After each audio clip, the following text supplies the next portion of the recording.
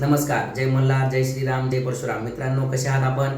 मी सुशील शास्त्री गुरुजी ॲस्ट्रो गुरु या यूट्यूब चॅनलवर सर्वांचे सहर्ष स्वागत करतो. आज आपण पाहणार आहोत संकष्ट चतुर्थी निमित्ताने चतुर्थीच्या दिवशी श्री गणेशाचे पूजन थोडक्यात कसे करायचे. आपण आपल्या कामामध्ये व्यस्त असल्यामुळे आपल्याला या धावत्या युगामध्ये वेळ मिळत नाहीये, तर आपण थोडक्यात श्री गणेशाचे पूजन कसे करायचे आहे ते पाहणार आहोत.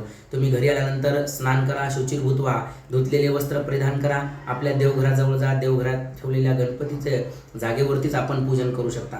देवाला हळद, कुंकू, गुलाल, अक्षत, 21 दुर्वा ह्या देवाला व्हायच्या आहेत. ते झाल्यानंतर लाल कलरचं फूल देवाला व्हायचं आहे. हे झाल्यानंतर देवाला 21 मोदकांचा नैवेद्य दाखवायचा आहे. नैवेद्य करून तुम्ही नैवेद्य दाखवल्यानंतर आरती करा. आरती झाल्यानंतर मंत्रपुष्पांजली करून त्या ठिकाणी बसून देवाची प्रार्थना करा.